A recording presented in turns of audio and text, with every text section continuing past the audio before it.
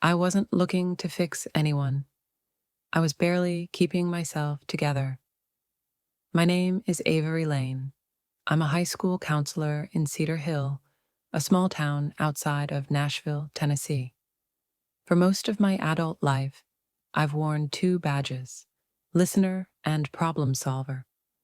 People come to me with their tangled emotions, broken families, cracked confidence, and expect that somehow I can sort them out with enough patience and words. Most of the time, I can. But the day Will Hartley walked into my office, I realized something. Sometimes you meet someone not to fix them, but to be reminded of everything you've forgotten about yourself. Will wasn't a student. He was the new art teacher, transferred in mid-year from a bigger school in Memphis. Rumor had it he'd taken a step down, professionally speaking. I wasn't interested in the rumors, but the principal insisted I give him the usual welcome meeting. He's been through some things, she said carefully. You'll see. He arrived 5 minutes early, tall, wore jeans and a forest green sweater that looked like it had lived through a few too many wash cycles. His eyes were dark, not cold, but layered, like they'd seen more than they said. Mr. Hartley, I greeted. Just Will, he said quietly. He sat down across from me and looked around the office. Not nervous, just detached. You settling in, okay? He shrugged. Kids are decent. Staff leaves me alone. It's quiet. I like that. I nodded slowly.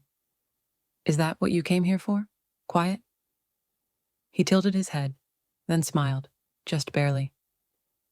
Not looking to be analyzed, Miss Lane. Fair enough. We didn't become friends right away. He kept to himself, ate lunch in his classroom, left the minute the final bell rang. But I'd see his students walking out of his room with charcoal smudges and spark in their eyes.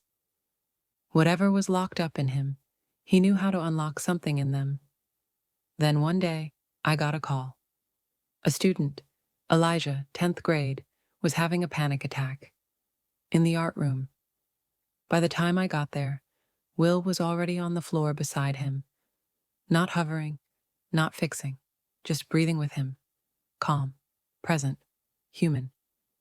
After Elijah had calmed down and been picked up, I looked at Will and said, that was good. Not everyone knows how to handle that. He looked at me, then said, I've been on both sides. It was the first real thing he'd said. We started talking after that. Nothing deep at first. Weather. Article, the chaos of cafeteria duty. But then came longer conversations, over shared lunch breaks, after school. I learned he'd left Memphis after his brother passed away.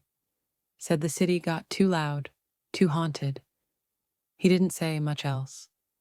I didn't press. I knew the signs.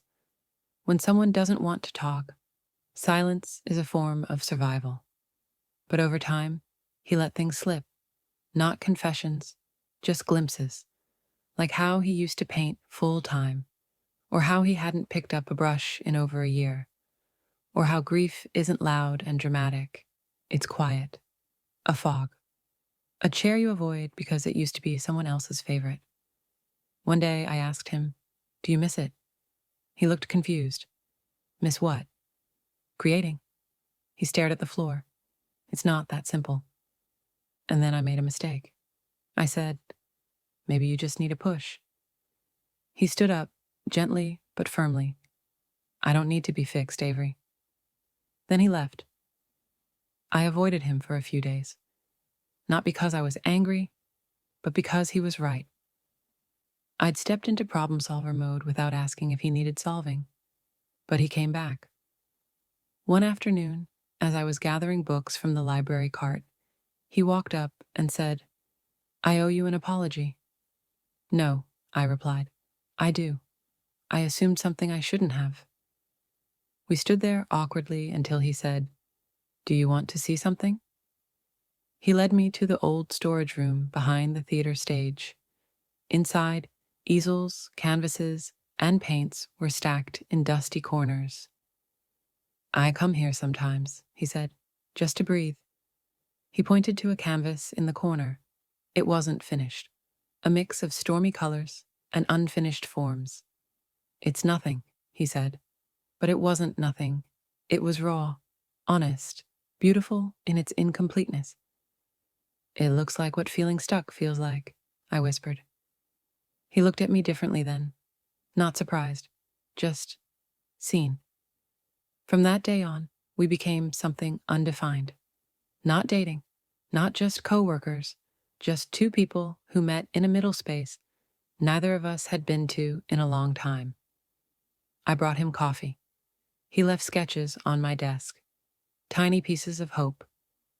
I stopped trying to fix him, and he started helping me unravel. Because the truth is, I wasn't whole either. I'd spent so long being the strong one, the calm voice, the helper, that I forgot what it felt like to just fall apart. One evening, I broke down.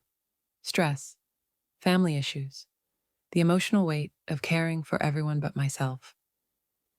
Will found me sitting alone in the gym bleachers. He didn't ask what was wrong. He just sat beside me, and after a long silence, he said, "You don't have to hold everything."